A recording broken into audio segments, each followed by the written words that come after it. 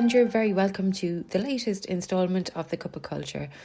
Well, this Saturday, the 13th of June, Ireland celebrates Cruinniú nOg 2020, which is Ireland's National Day of Free Creativity for Children and Young People.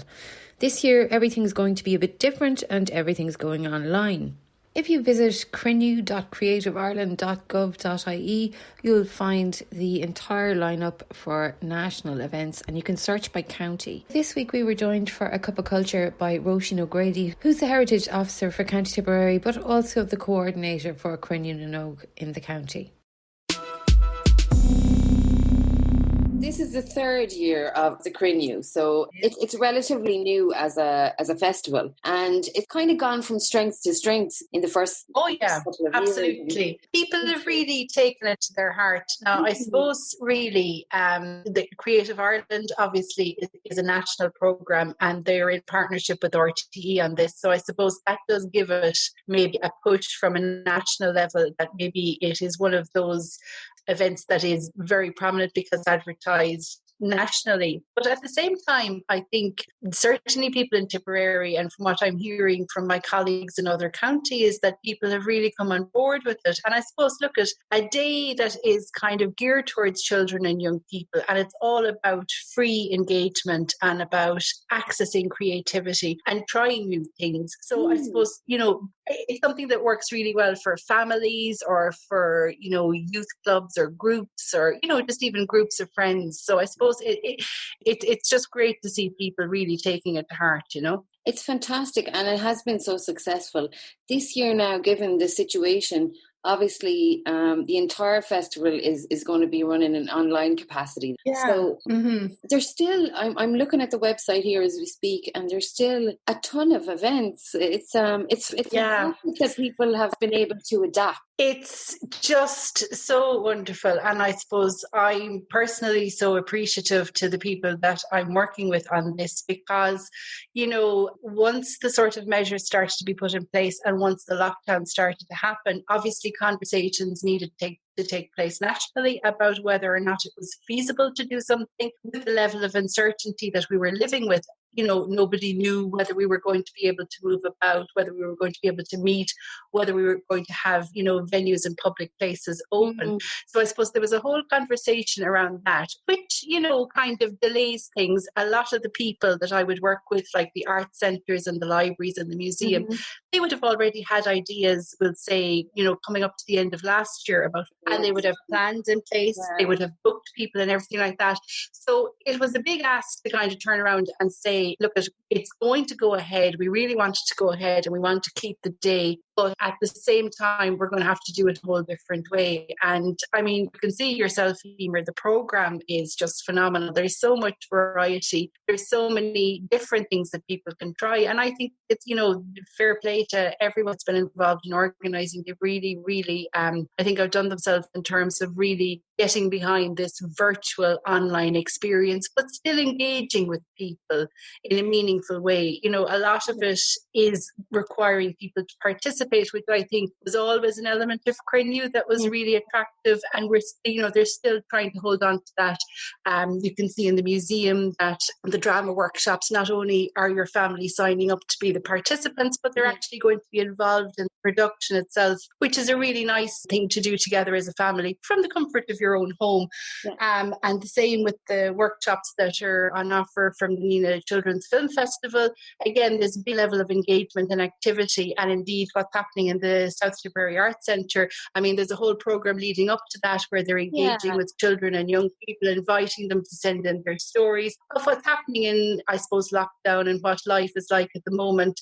And it's a real sort of voyage of discovery with children and young people. So there's loads of opportunity for people to be actively involved, which I think is really at the core of Cruinniú. Absolutely. I think our project in the Arts Centre is really kind of trying to focus people on what's in your backyard, because obviously we were cognizant of the fact that we can't go anywhere. But I mean, there's fantastic wonders, under a rock in your back garden. You don't need to have to go a million miles to find some kind of fascinating things to Absolutely. And discovered that, I suppose, with the Heritage Office, sort of nationally, that people have taken a huge interest now in biodiversity and in growing and in wildlife and in animals. And there's been a huge, surge of enthusiasm for that. And I think that's it's great to see. It's great to see people noticing nature and getting involved and being active, Do you know the crossover that we're kind of beginning to see, I suppose, between all the strands, the heritage, the kind of ecology, the art, the music, it's quite lovely to see everything they're all starting to crisscross each other now, and that, They are, and it's kind of, I suppose, in a way, I mean, some people have kind of commented that it's kind of bringing us into a very sort of holistic way of living, that life, you don't kind of, I think sometimes maybe we compartmentalize things, whereas, everything really is connected. It's just great to see people, I suppose, really being able to take the time to sort of do things like this. A lot of time people are caught up in the day-to-day life and school and activities and everything. And, it is, as you said, we're in the middle of a very difficult situation, and globally and nationally. But it is giving people maybe a chance to reconnect with other areas of their life, which is. And, actually, in a strange way, the fact that it's a digital festival this year, there's almost more ways to engage with it, or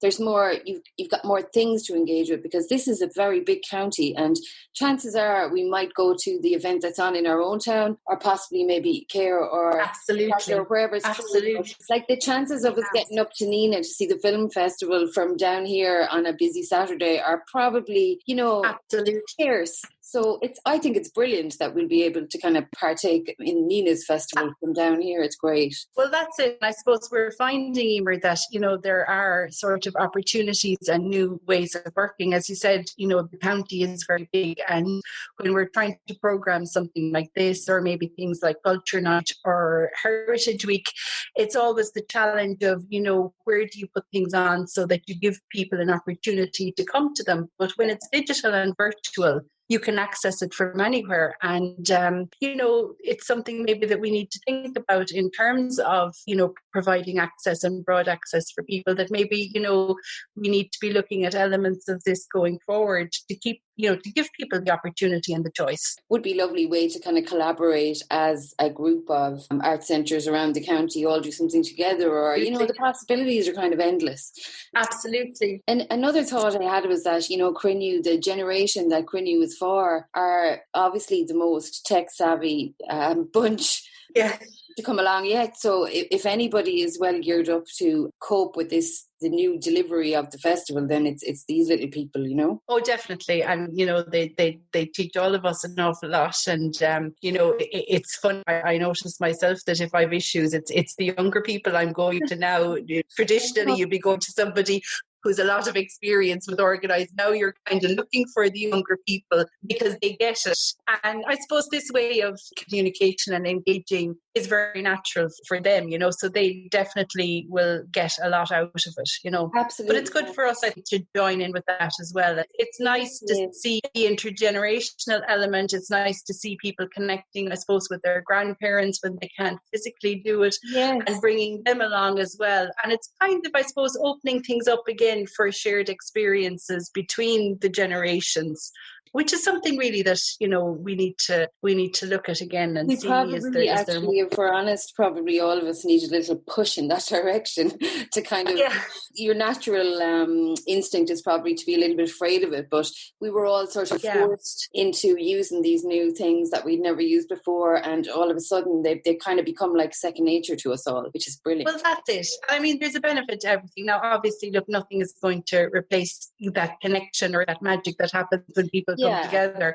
And certainly with events across the county, I suppose we do feel that, through the commemorations program, or with, concerts or activities, or, creative outlets for people, it is very driven by that human connection. But I mean, there is a huge place, there is so much technology in the world now. And I mean, really, it is something that I suppose we need to maybe look at embracing in a positive way because of the positive benefits that we can get from it. And I suppose there is that connection and collaboration that really can benefit tremendously. And I suppose access as well, that's the big thing, Emer, isn't it, that, when you have large counties or when something is happening nationally, that you can actually bring it into people's living room.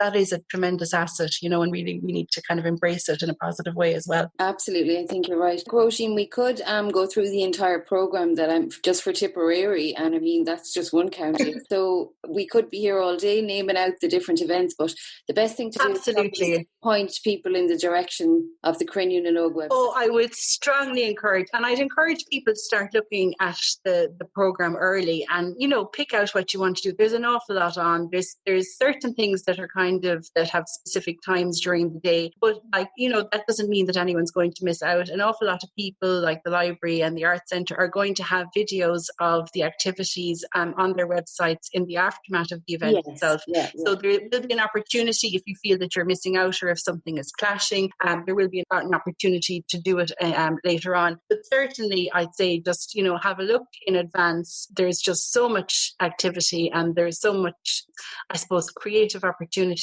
available. And I really hope that people come on board, and I really hope that people enjoy the day. I think, I suppose we're used to kind of, restricted life at the moment, and we're not as free usually. And I suppose this is something that's, just gets people connected and gets people involved. So I really hope that people take the opportunity and really enjoy the day. That's what it's all about. Well, listen, Róisín, thanks a million for joining me for a cuppa today. It was lovely to talk to you, and we wish everybody all the best with the Cruinniú nOg events for 2020. And the day itself is Saturday the 13th. So across the country and across the internet all day long on that day, and for the days before and after it also, there's oceans of opportunities to go and engage with all kinds of different arts and crafts. So thanks for coming on to talk about it. Thanks very much for having me. I really appreciate the support, and happy Cruinniú, everybody. And you can join with us at South Tipperary Arts Centre on Saturday the 13th by tuning into our Adventures in Nature, which will feature some of the lovely work that's been submitted to us over the past couple of weeks. We look forward to seeing you there. Keep an eye on our social media, where we will be sharing links that you can click on to join in the fun. And we'll speak to you next time on The Cuppa Culture.